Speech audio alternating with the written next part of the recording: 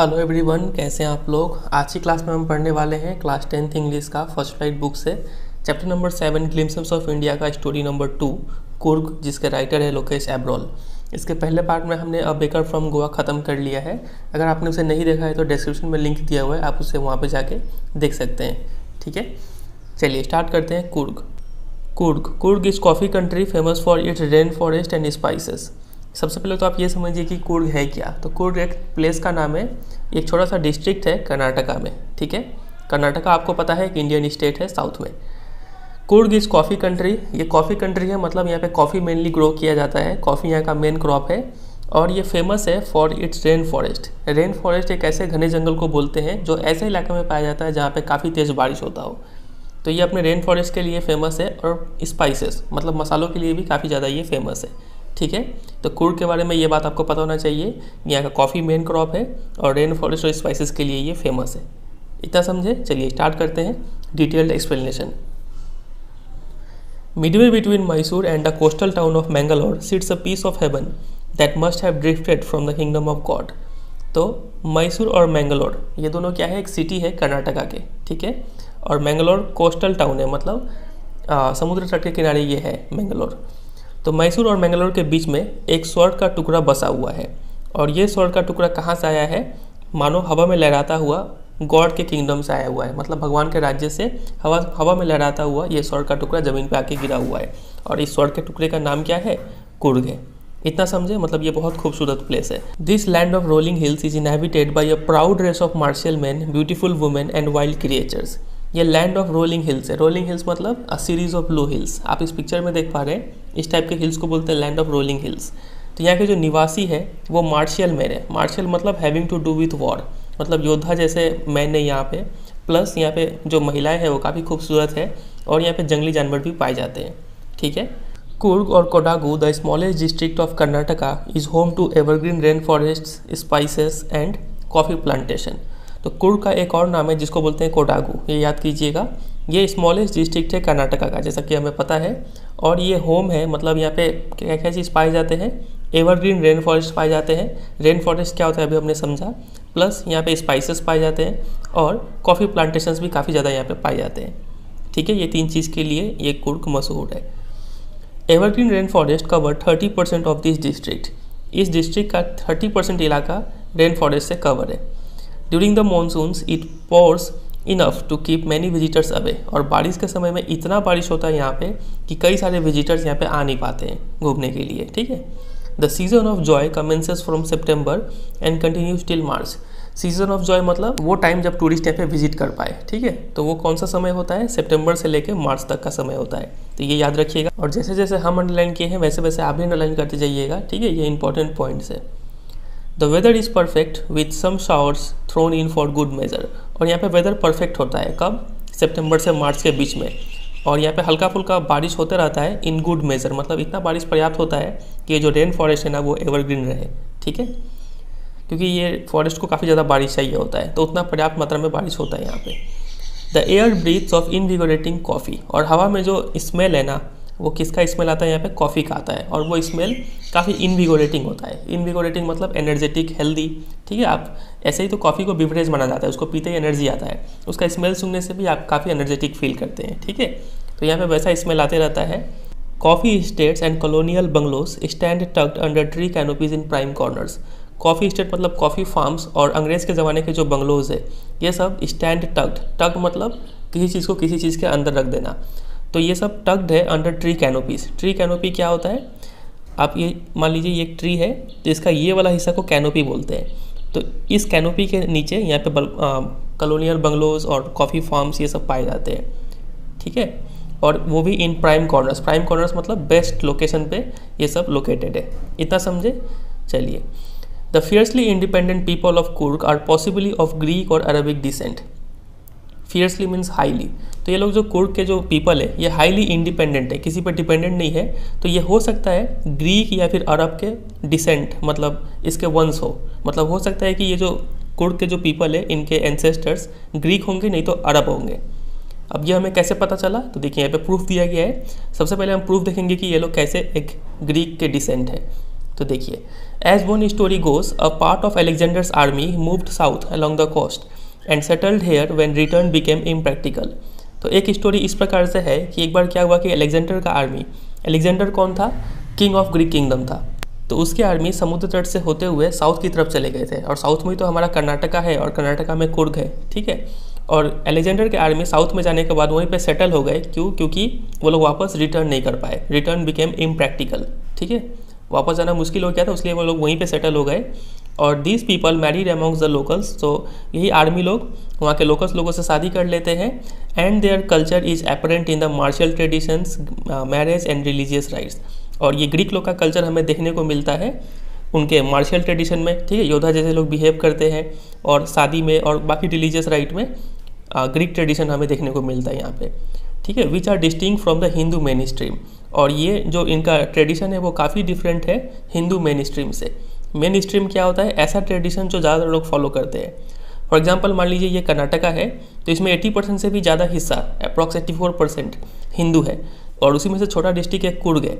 तो कुर्ग के पीपल जो इनका जो ट्रेडिशन है ना वो काफ़ी डिफरेंट है देन द मेन स्ट्रीम। जो बाकी हिंदू लोग हैं उनके ट्रेडिशन से इनका ट्रेडिशन काफ़ी डिफरेंट है, ठीक है। तो इसलिए हम लोग बोल सकते हैं कि जो कुर्ग के पीपल है ये लोग ग्रीक डिसेंट हो सकते हैं, ठीक है। तो ये तो हमने देख लिया कि क्या प्रूफ है इनका ग्रीक डिसेंट होने का। अब देखते हैं कि ये लोग अरब डिसेंट कैसे हैं। देखिए, the theory of Arab origin draw support from the long black coat with an embroidered waist belt worn by the Kodavas. Kodavas क्या होता है? पीपल ऑफ कुर्ग, कुर्ग में रहने वाले लोगों को कोडाबूस बोलते हैं। अब देखिए, ये लोग अरब है क्यों? क्योंकि ये लोग जो कपड़े पहनते हैं ना वो एक लंबा सा ब्लैक कोट पहनते हैं और साथ में कमर में एक बेल्ट पहनते हैं जो कि एम्ब्रॉयडर्ड, मतलब उस पर कढ़ाई किया हुआ होता है। आप इस पिक्चर में देखिए, यहाँ पे ये ट्रेडिशनल कुर्गी ड्रेस है, एक लंबा सा ब्लैक कोट है और कमर में एक वेस्ट बेल्ट पहने हुए हैं जिसपे एम्ब्रॉयडरी किया हुआ है, कढ़ाई किया हुआ है, ठीक है। तो देखिए, इस ड्रेस को हम लोग क्या बोलते हैं? Known as Kupya. ये ड्रेस का नाम याद कर लीजिए। कोडाबूस जो ड्रेस पहनते हैं, ब्लैक कोट और एम्ब्रॉयडर्ड वेस्ट बेल्ट, इसको कूपिया बोलते हैं। और ये काफ़ी हद तक रिजेंबल करता है कूफिया से, जो कौन पहनते हैं? अरब्स पहनते हैं और द कुर्द्स पहनते हैं। कुर्द ईरानियन लोग हैं, ठीक है, इनका ड्रेस भी इनसे मैच करता है। इतना समझे? तो ये लोग अरब है, हमें इस बात से पता चलता है कि अरब लोग कूफिया पहनते हैं और कोडाबूस लोग कूपिया पहनते हैं, और दोनों का ड्रेस काफ़ी हद तक मैच करता है। ड्रेस क्या है? Long black coat with an embroidered waist belt, ठीक है। चलिए, Coorgi homes have a tradition of hospitality and they are more than willing to recount numerous tales of valour related to their sons and fathers. Coorgi homes जो है ये अपने मेहमान नवाजी के लिए जाने जाते हैं, ठीक है, काफ़ी अच्छा स्वागत करते हैं कोई मेहमान आता है तो। और ये लोग काफ़ी ज़्यादा विलिंग होते हैं to recount numerous tales of valour. Tales of valour मतलब stories of courage and bravery usually in war, ठीक है, जो बहादुरी का कहानी है ये सुनाने के लिए काफ़ी ज़्यादा ये इच्छुक होते हैं। और ये बहादुरी का कहानी किससे रिलेटेड होता है? अपने बेटे से रिलेटेड या फिर अपने फादर से रिलेटेड, कि मेरे बेटे ने ऐसा ऐसा काम किया, मेरे पिताजी ने ऐसा ऐसा काम किया। इस टाइप की कहानी ये सुनाने के लिए काफ़ी ज़्यादा इच्छुक होते हैं, ठीक है। The Coorg regiment is one of the most decorated in the Indian army. Regiment मतलब a group of soldiers in the army. तो इंडियन आर्मी में कई सारे रेजिमेंट है, तो उनमें से एक है कुर्ग रेजिमेंट। ये मोस्ट डेकोरेटेड है। मोस्ट डेकोरेटेड मतलब इन्हें मैक्सिमम नंबर ऑफ अवार्ड मिला है ब्रेवरी के लिए इन वॉर, ठीक है। And the first chief of the Indian army general Cariappa was a Coorgi. और इंडियन आर्मी के जो पहले चीफ थे जिनका नाम था जनरल करियप्पा, वो भी एक कुर्गी थे, ठीक है। Even now Kodavas are the only people in India permitted to carry fire arms without a licence. और आज भी कोडाबूस ऐसे इकलौते पीपल है इंडिया में जिन्हें बंदूक रखने का परमिशन है विदाउट अ लाइसेंस। ऐसे आप बंदूक अगर रखना चाहें तो आपको लाइसेंस लेना होगा पहले, लेकिन इन्हें लाइसेंस का जरूरत नहीं पड़ता है, ठीक है। देखिए आगे बढ़ते हैं। The river Kaveri obtains it's water from the hills and forest of Coorg. Kaveri नदी जो है काफ़ी फेमस है, इन्हें गंगा ऑफ द साउथ कहा जाता है। तो ये अपना पानी जो है कुर्ग के फॉरेस्ट और हिल से, यहीं से ये ओरिजिनेट होती है, ठीक है। तो यहीं से वो अपना पानी लेती है। Mahseer a large fresh water fish abound in this water. तो महासीर एक मछली होता है, बहुत ही बड़ा मछली होता है, तो यहाँ के पानियों में ये काफ़ी ज़्यादा पाए जाते हैं। Kingfishers dive for their catch. Kingfishers एक टाइप का बर्ड है, तो ये भी नदी में छलांग लगाते हैं मछली पकड़ने के लिए, ठीक है। While squirrels and langurs drop partially eaten fruit for the mischief of enjoying the splash and the ripple effect in the clear water. और स्क्विरल्स जो गिलहरी होते हैं और जो लंगूर्स एक टाइप का बंदर होता है, ये लोग भी आधे खाए हुए फल को पानी में फेंकते हैं, ये मज़ा लेने के लिए कि पानी कैसे स्प्लैश करता है। रिपल इफेक्ट मतलब जो पानी में वेव लाइक फॉर्म जो बनता है, ठीक है, लहरें जो उठती है, वो देखने के लिए ये लोग आधा खाया हुआ फल को पानी में फेंकते हैं। ठीक है। Elephants enjoy being bath and scrubbed in the river by their mouth. Mahout कौन होते हैं? ऐसे लोग जो एलिफेंट का टेक केयर करते हैं, जिसको महावत बोलते हैं हिंदी में। तो एलिफेंट्स को मज़ा आता है नहाने में, और जब उनके माहौत उन्हें रगड़ रगड़ के नहलाते हैं तो उन्हें काफ़ी मज़ा आता है। तो इस पैराग्राफ में हमने देखा कि कौन से एनिमल्स हैं जो कुर्ग में पाए जाते हैं। तो ये सब एनिमल्स का नाम आप ध्यान रखिएगा, एग्जाम में आपसे पूछे जाते हैं। ठीक है, चलिए आगे बढ़ते हैं। और यहाँ पे कौन सा नदी ओरिजिनेट करती है? कावेरी, ये भी याद रखिएगा, इसको अंडरलाइन कर लीजिएगा, कावेरी को भी। ठीक है। The most laid back individuals become convert to the life of high energy adventure with river rafting, canoeing, rappelling, rock climbing and mountain biking. तो देखिए क्या लिखा हुआ है, जो most laid back individuals, laid back मतलब यहाँ पे लिखा हुआ था रिलैक्स, नॉट इन अ हरी। कितना भी सुस्त इंसान होना, वो यहाँ पे आने के बाद कन्वर्ट हो जाता है to the life of high energy, energy में कन्वर्ट हो जाता है वो, क्योंकि यहाँ पे उसे एडवेंचर करने को मिलता है रिवर राफ्टिंग के रूप में। रिवर राफ्टिंग क्या होता है? ये रहा, travelling in a river in a raft. ठीक है, एक टाइप का बोट में नदी में ट्रैवल करना। ठीक है, इसको बोलते हैं रिवर राफ्टिंग।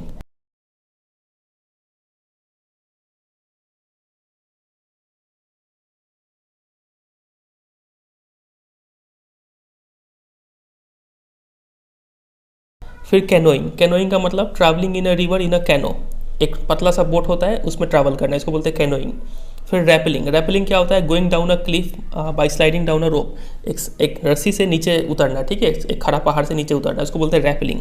फिर रॉक क्लाइंबिंग मतलब ऊपर चढ़ना, एंड माउंटेन बाइकिंग।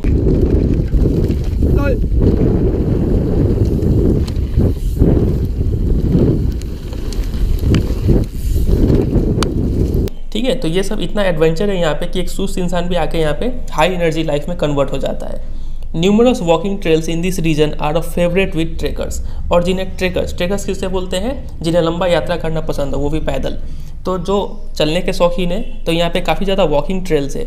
जो ट्रेल्स मतलब होता है पाथ क्रिएटेड बाय वॉकिंग, चल चल के एक टाइप का रास्ता क्रिएट हो जाता है, तो उस रास्ते में चलने के लिए ट्रेकर्स के लिए यहाँ पे फेवरेट डेस्टिनेशन है। ठीक है, चलिए, तो ये हमने यहाँ पे देखा कि कौन से यहाँ पे एडवेंचर्स है, तो इसको भी अंडरलाइन कर लीजिएगा। आगे बढ़ते हैं। Birds, bees and butterflies are there to give you company. और जब आप ट्रेकिंग करेंगे तो आपको कंपनी देने के लिए बर्ड्स होंगे, बीज होंगे और बटरफ्लाइज होंगे, और साथ ही साथ कुछ और एनिमल्स भी होंगे, जैसे कि मैकैक्स। मैकैक्स क्या होता है? एक टाइप का मंकी है। और मालाबार स्क्विरल्स आप पिक्चर में देख पा रहे हैं, फिर लंगूर्स, ठीक है, और सिलेंडर लॉरीज। तो ये सब एनिमल्स क्या करेंगे? Keep a watchful I from the tree canopy. Tree के कैनोपी से, कैनोपी क्या होता है अभी आपको बताया, वहाँ से आप पे नज़र रखे रहेंगे ये लोग कि कहीं आप उल्टा सीधा कुछ काम ना कर दे। I do however prefer to step aside for wild elephant. और राइटर यहाँ पे बोलते हैं कि हम क्या करेंगे? प्रीफर करेंगे कि हम साइड हो जाए अगर मुझे जंगली एलिफेंट दिखेगा तो। ठीक है, तो यहाँ पे भी कुछ एनिमल्स का नाम है, इसको भी अंडरलाइन कर लीजिए। आगे बढ़ते हैं। The climb to the Brahmagiri hills brings you into a panoramic view of the entire misty landscape of Coorg. तो अगर आप ब्रह्मागिरी हिल्स पर चढ़ेंगे, ठीक है, तो आपको कैसा व्यू देखने को मिलेगा? Panoramic view. तो किसी हाई प्लेस से अगर नीचे का प्लेस को देखते हैं ना, उस व्यू को बोलते हैं पैनोरामिक व्यू। ठीक है, तो आप ब्रह्मागिरी हिल्स पर जब चढ़ेंगे तो आपको क्या देखने को मिलेगा? मिस्टी मतलब फॉगी लैंडस्केप देखने को मिलेगा कुर्ग का, और ये काफ़ी ब्यूटीफुल सीन होता है। A walk across the rope bridge leads to the 64 acre island of निसर्गधाम। निसर्गधाम एक आइलैंड है, आइलैंड नहीं है, ये एक डेल्टा है, जिसको वहाँ के लोकल पीपल इसे आइलैंड बोलते हैं। ठीक है, तो ये भी एक टूरिस्ट डेस्टिनेशन है, और इस पर ये कितना एकड़ में फैला हुआ है? 64 एकड़ लैंड में फैला हुआ है। और यहाँ पहुँचने के लिए आपको एक रोप ब्रिज क्रॉस करके जाना होता है। ठीक है, तो ये भी एक टूरिस्ट डेस्टिनेशन है, इसको भी बारे में याद रखिएगा। फिर running into Buddhist monks from India's largest Tibetan settlement at nearby Bylakuppe is a bonus. Running into मतलब किसी से मिलना। तो अगर आप बुद्धिस्ट मॉन्क से मिल लेते हैं, कहाँ पे? इंडियाज लार्जेस्ट तिब्बतन सेटलमेंट, जिसको बोलते हैं बाइला कप। ये इंडिया का लार्जेस्ट तिब्बतन सेटलमेंट है, यहाँ पे काफ़ी सारे बुद्धिस्ट मॉन्क यहाँ पे रहते हैं। तो अगर आप उन बुद्धिस्ट मॉन्क से अगर मिल लेते हैं तो ये आपके लिए एक बोनस होगा। ठीक है, मतलब ये भी अच्छा एक्सपीरियंस रहेगा आपके लिए। The monks in red, ochre and yellow robes are amongst the many surprises that wait to be discovered by visitors searching for the heart and soul of India right here in Coorg. और यहाँ पे जो Buddhist monk आप पाएंगे वो red colour के, ochre मतलब brownish yellow colour के या फिर येलो कलर के रोब्स, एक ढीले ढाले कपड़े पहने हुए होते हैं, और ये one of the many surprises है that wait to be discovered by visitors. ये मानो ये वेट कर रहे हो कि कोई आके इन्हें डिस्कवर करे, ठीक है। और ये विजिटर के लिए काफ़ी ज़्यादा सरप्राइजिंग होगा इनसे मिलना। वो विजिटर जो सर्च कर रहे हैं heart and soul of India, जो इंडिया को अगर डीपली जानना चाहते हैं, तो उन विजिटर्स के लिए इनसे मिलना एक काफ़ी सरप्राइजिंग इवेंट होगा राइट हियर इन कुर्ग, ठीक है। यहाँ पर फैक्ट फाइल में बताया गया है कि हाउ टू रीच कुर्ग, आप पहुँचेंगे कैसे। तो देखिए ये भी इंपॉर्टेंट है, इसे भी एग्जाम में क्वेश्चन बनता है। Madikeri the highest district quarter is the only gateway to Coorg.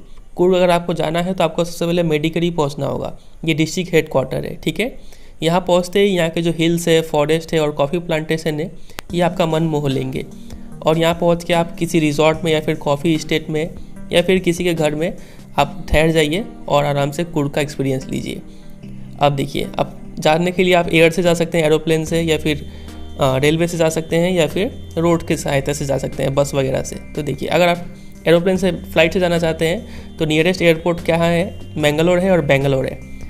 आप सबसे पहले क्या कीजिए, अगर आप मैंगलोर पहुंचना चाहते हैं तो मुंबई से फ़्लाइट लीजिए और मैंगलोर की तरफ पहुंच जाइए, ठीक है। मतलब आपका घर मान लीजिए दिल्ली में है तो दिल्ली से आप किसी भी तरह मुंबई पहुँचिए, मुंबई से फिर मैंगलोर पहुँचिए फ़्लाइट से, ठीक है। और एक बार मैंगलोर पहुँच गए फिर वहाँ से मेडिकरी पहुँचिए और कुर्ग का एक्सपीरियंस लीजिए। या फिर अगर आपका घर के पास में घर से पास बेंगलोर होता है तो आप बेंगलोर पहले पहुँच जाइए। बेंगलोर कहाँ से पहुँच सकते हैं, अहमदाबाद, चेन्नई, दिल्ली, गोवा, हैदराबाद, कोची, कोलकाता, मुंबई, पुणे, इन सब जगह से डायरेक्ट फ्लाइट है बेंगलोर की तरफ, ठीक है। तो बेंगलोर पहुँचिए और बेंगलोर से फिर मेडिकरी पहुँचिए और फिर कुर्ग का एक्सपीरियंस लीजिए। तो ये तो है बाई एयर। अगर आप बाई रेल जाना चाहते हैं तो नियरेस्ट रेलवे स्टेशन है मैसूर, मैंगलोर, हसन, ठीक है। और अगर आप रोड से जाना चाहते हैं तो 2 रास्ते हैं कुर्ग पहुँचने के बेंगलोर से, और दोनों का ही डिस्टेंस सेम है। तो ये डिस्टेंस आप याद कर लीजिए, 250 से 260 किलोमीटर का डिस्टेंस है बेंगलोर टू कुर्ग विया रोड। पहला रोड है मैसूर से होके जो ज़्यादातर लोग फॉलो करते हैं, और दूसरा रोड है नीलमंगल और कुनीगल और चंद्रायनपटना, ठीक है। तो इन तीनों से होकर दूसरा रास्ता गुजरता है। तो पहला वाला रास्ता लोग ज़्यादातर फॉलो करते हैं, ये रास्ता लोग कम फॉलो करते हैं। दोनों ही रास्ता से डिस्टेंस एक ही पड़ेगा, जो कि है 250 से 260 किलोमीटर, ठीक है। तो ये था ये स्टोरी। लास्ट पैराग्राफ में टूरिस्ट डेस्टिनेशन बताया गया है। यहाँ पे 3 टूरिस्ट डेस्टिनेशन के बारे में इन्फॉर्मेशन है।